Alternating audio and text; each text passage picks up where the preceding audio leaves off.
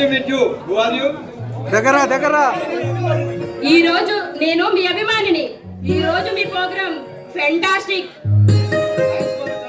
Thanks for your compliments. Very good. మీ పేరు తెలుసుకోవచ్చా? నా పేరు భవాని. అందానికి తగ్గ పేరు చాలా బాగుంది. మరి నాకు సెలవా? మిస్టర్ శంకర్ గారు, చెప్పండి భవాని గారు. మైక్ దగ్గర ఎప్పటి నుంచో మీకు ఒక విషయం చెప్పాలని ఉందండి. ఏమిటది? సూటిగా నా మనసులో ఉన్న మాట చెప్తున్నాను. I love you. భవాని, అవునండి, ఇది ఈ రోజు తీసుకున్న నిర్ణయం కాదు. టీవీలో మొదటిసారి మీ ప్రోగ్రాం చూడగానే నిర్ణయించుకున్నాను.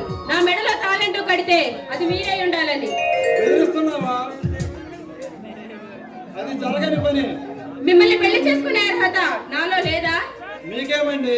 అందానికి అందం, చదువుకి చదువు, సంస్కారం ఉన్నాయి. కానీ మిమ్మల్ని పెళ్లి చేసుకునే అదృష్టం నాకు లేదంటున్నాను. దయచేసి నన్ను మర్చిపోండి.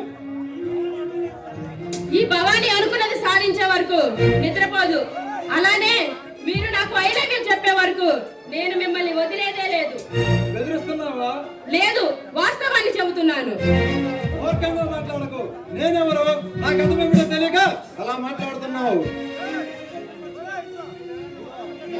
మీరెవరో, మీరు ఎలాంటి వారో ఈ సిటీలో ప్రతి ఒక్కరికి తెలుసు.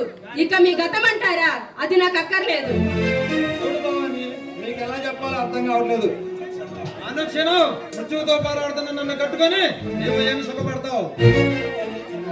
అంటే మీరు చెప్పేది నాకు అర్థం కావడం లేదు. ఆ బాబినీడు అతని తమ్ముడు చిన్న పిల్లలు తినే చాక్లెట్లలో మత్తు మందు కలిపి వాళ్ళ కళ్ళు కిడ్నీలు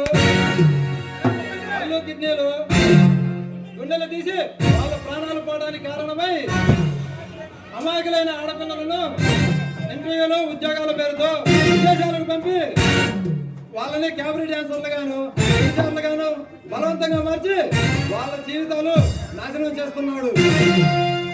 ఓ మై గాడ్! అలాంటి అరాచక శక్తులను రాజకీయ నాయకుల గుండెల్లో నిద్రపోయి వాళ్ళ పద్మవ్యూహాన్ని ఛేదించి సింహాన్ని వాళ్ళని వేటాడుతాను. అందుకే భవాని, ప్రేమ పెళ్లి అనే పదాలకు నేను చాలా దూరంగా ఉంటాను.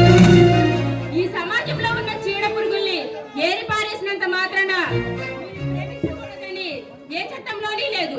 మీరు పెళ్లి చేసుకోకూడదని ఏ రాజ్యాంగంలోని లేదు. కానీ నేను చట్టాన్ని నా చేతిలో తీసుకున్నాను. అందుకని నేరస్తుంది. నన్ను మర్చిపో. మీరు అంతకుడైనా నేరస్తుడైనా నేను మిమ్మల్ని మనస్ఫూర్తిగా ప్రేమించాను. మీరు కాదని వెళ్ళిన మరుక్షణం ఈ భవాని శవంగా మారుతుంది. బెదిరిస్తున్నావా? కాదు, వాస్తవాన్ని చెబుతున్నాను. భవాని, అవునండి, మీరు నా ఉనికి, మీరు నా ప్రాణం. మీరు లేని జీవితం నాకు వద్దు. దేశ సంరక్షణ కోసం మీ ఆశయ సాధనలో ఒకే ఒక్కరోజు మీ భార్యగా బ్రతికినా చాలు. భవాని, నిజంగా నన్ను ప్రేమించే వాళ్ళు దొరకటం నా అదృష్టం. కాదండి, మీలాంటి వారు నాకు దొరకడం